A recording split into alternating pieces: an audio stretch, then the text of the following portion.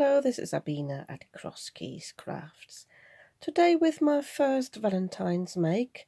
This will be a card for my husband, and it is inspired by a tutorial by Jo Rice. She recently made a card where she created a frame, but she masked it all. I decided to actually cut the frame and turn this into a floating frame. So I've already gone ahead and created my card base. I have cut myself from A4 a card base that is 11 inches by 5.5, and I scored it in the middle, so this is 5.5 square. I have created a mat. You don't need the mat, but I thought it finishes the card quite nicely. So this is now 5.25 square.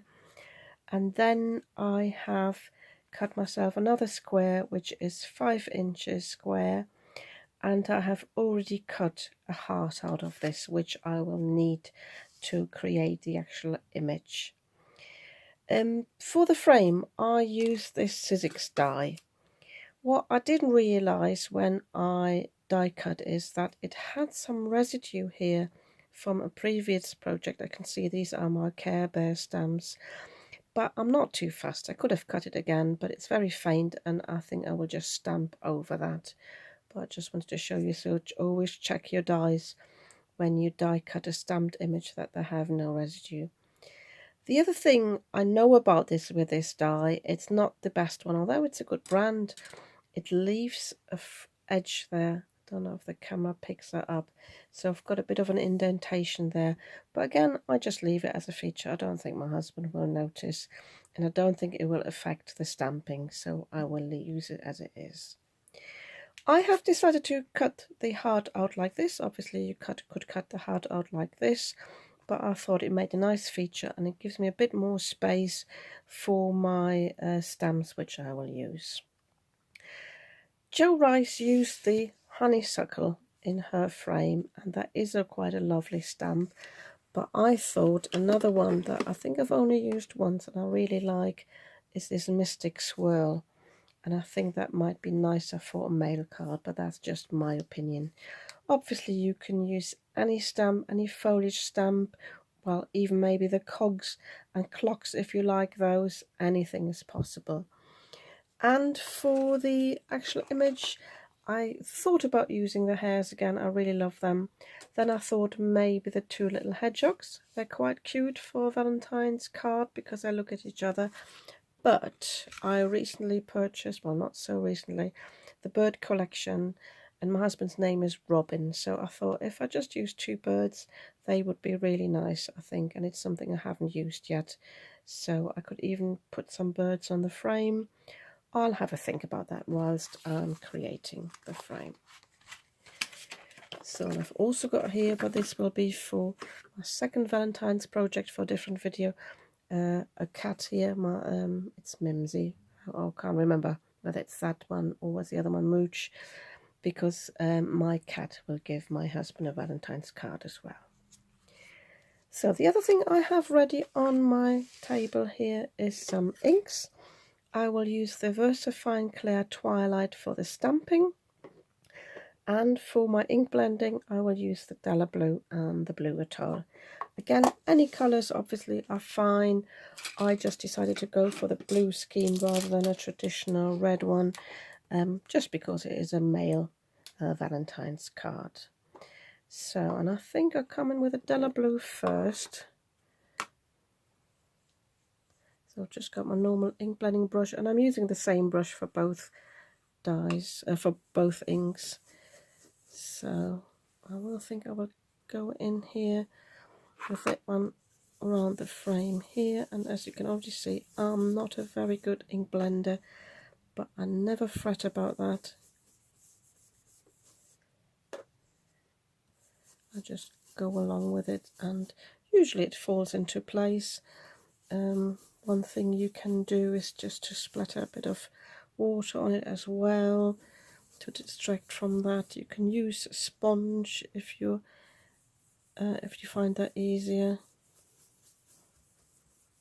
And by going over this, the ink that was left there is already disappearing. So that's nice. The reason why I die cut this first, obviously I wanted the inner bit to be wide, but also I like it when you've got a bit of a dark edge there on the frame. That helps with the sort of dimension of the floating frame.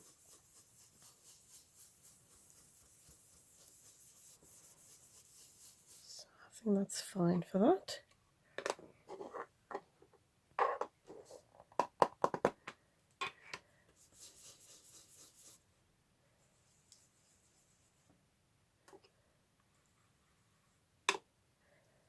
So, and now with this one here, I'm coming in from the corners first, because it will be a bit darker there, and then I'm blending into the other colour.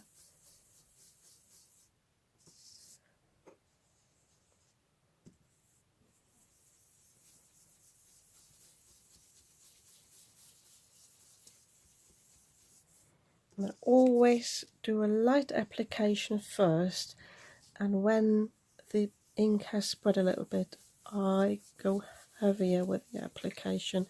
I find that works best. So here obviously I need a bit more ink.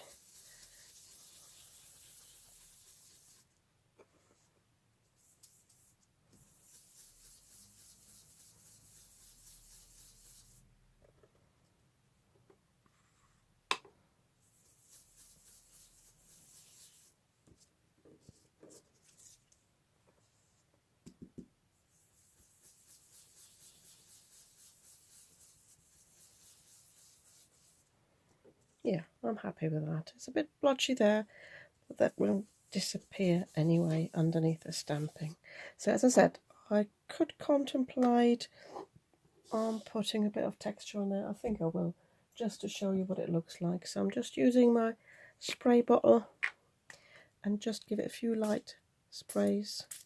I've got a few heavier specks here. I'm just leaving that for a moment and show you what it looks like.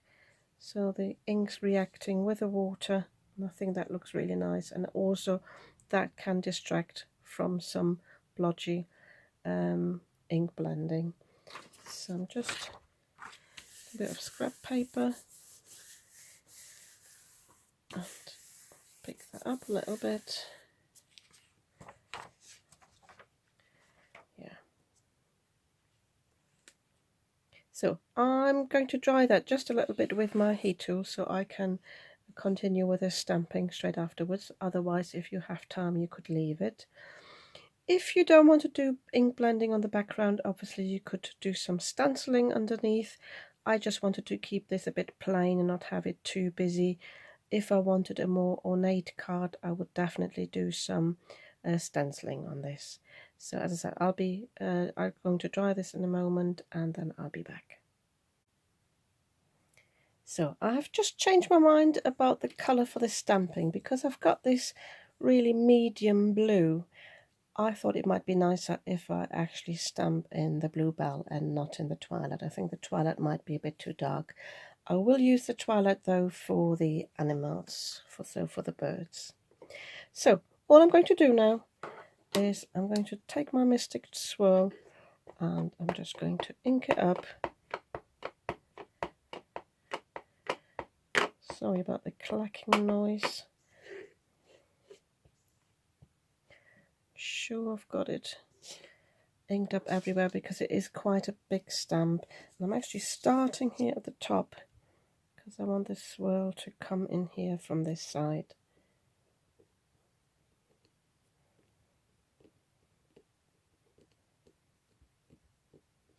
So I'm giving it some time. Yeah, that's lovely. So, and I'm not making the mistake I did last time when I thought I could sort of do some second generation stamping. So I'm definitely inking it up again completely. It's easy to think, oh, you've got a bit of ink left there. But usually, because you've taken part of it off already, you don't have a full second generation stamp. So I think I will go first generation all over anyway. So I think I'm just sitting this here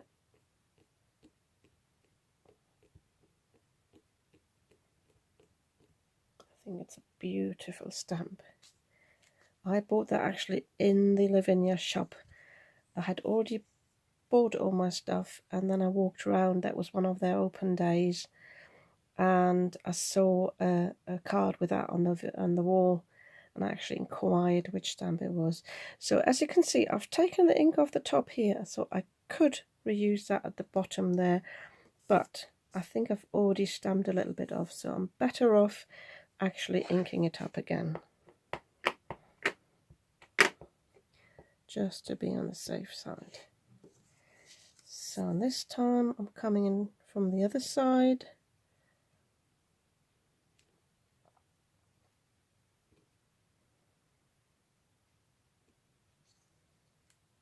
So if I'm positive that this hasn't touched the paper, I can reuse that. So I'm giving that a try now here on the corner. Nope, not on the corner, because I definitely have used this side. So I'm putting it over on this side. But this time I don't want the thick bit here. I don't really like the look of that there. So I'm sure that's actually off the frame. Sorry if the camera's wobbling. Yeah, see, I missed a bit there at the bottom. I should listen to my own advice and should just re-ink it again. But never mind. So I'm just popping this on the corner here. So I'm trying to overlap it a little bit just to disguise the fact that there was a little bit missing. My husband won't notice. So, and then I need one more at the top.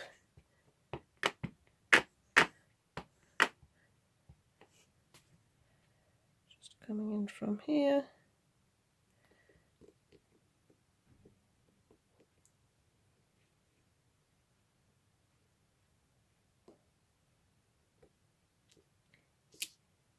Yeah, maybe I shouldn't have put the stem on there, but it's fine. I think this is really beautiful. So again, depending on who the recipient is for you, you could embellish this with, you know, rhinestones, Posca pens, metallic pens. I will leave this plain. I think this is nice enough. You could fill in little gaps with little stamps. But as I said, I will leave this like this. So now I need to create the inner bit. Sorry for my arm there. I was just looking for my heart here in the center. So as I said, I will use my little birdies for that. I'm just contemplating whether I want to create a background for this rather than having it plain white. I think I will do that. Just have a bit of shade, and I'm just thinking whether I want a bit of foliage or like a little tree. I could get my tree branch out. I think I will do that. So bear with me whilst I get this ready. So I've got my Della Blue out again, and I will just go round the edges a little bit. Really just coming in so I can create a bit of a background, very faint, so it's not that harsh white.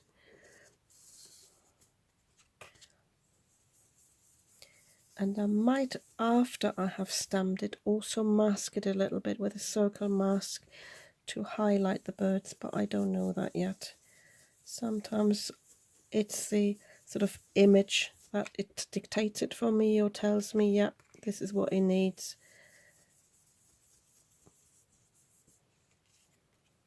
So yeah, I think that's so much better. But just go over this very, very lightly, trying not to have any smudges. But this way it's not white, it's really, really faint blue there in the middle. So I've got the branch here, and I will stamp that again in the bluebell, because I don't want that to be the focus. I just want this to create a base for the birds.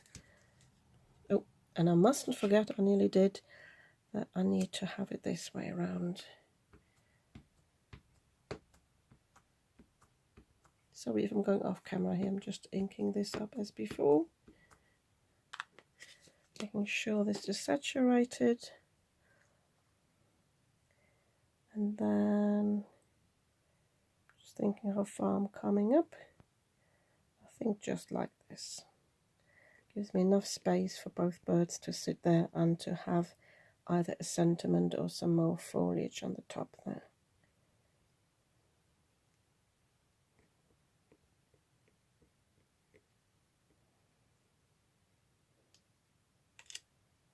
Yeah, lovely.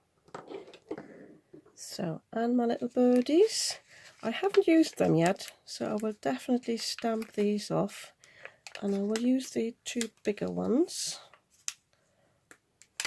You could, if you wanted to, colour them individually with your zig markers and then stamp them off, but I will just do them in one colour. And as you already can see, I'm just giving these a quick wipe. Usually I don't have the issue with the Lavinia stamps, they usually don't have any residue, but just in case I will stamp them off and make sure they give me the solid image I'm looking for. So I'm using the Twilight, and also by stamping off you can check the colour and you can check that you're happy with it.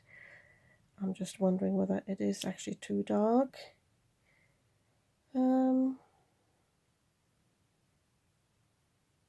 Yeah, I think I will use a dark, and then I think I might go in with a white gel pen or pastel pen just to give it some highlights. So, just thinking whether I need to stamp the bigger bird first. I'll just go for it now.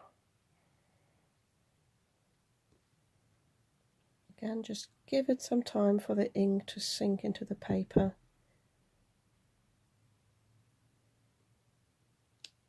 Yep. Got a bit of a shadow there on the top. I think when I first set it down, I think I slipped a little bit, but it doesn't matter. And it's hopping a little bit on the branch. It's not sitting as low as I thought it was. So again, I'm inking it up, testing it here.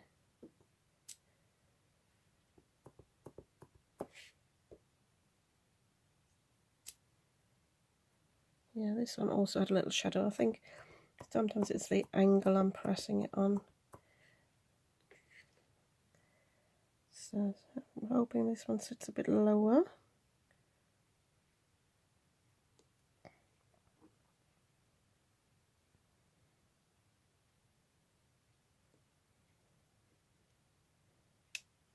Yeah, that's better. So with the other one, I'm not sure what I want to do with it. Maybe it's just excited to see the other bird, and this is why it's jumping up a little bit. Yeah, I think I'll leave it like this. So as I said, I think I will use my pastel pen. This is the Conte Paris, and just I can test on here what I would like to do with that. Yeah, I think they could do with some highlights. So just coming in here at the top, let me zoom in a little bit, over a little bit for you. So, and because it's plumage, feathers, I don't like a straight line, just do a bit of a wriggly line. And I'll tell you what, I'll use my gel pen to indicate some eyes. Again, I'm just testing it on there. Yeah, I think that'll be nice.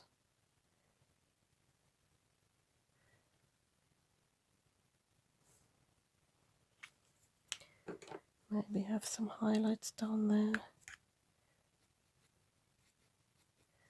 A little bit on the branch.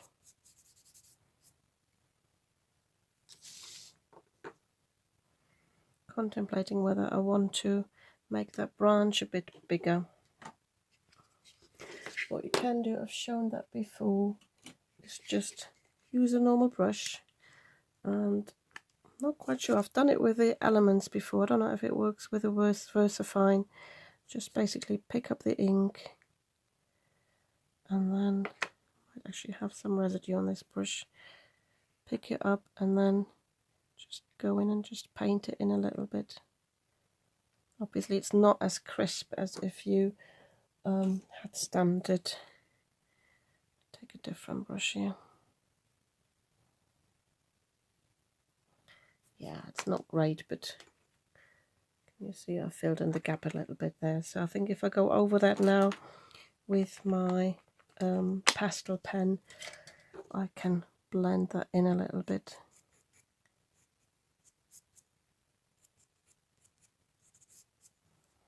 I think that's fine.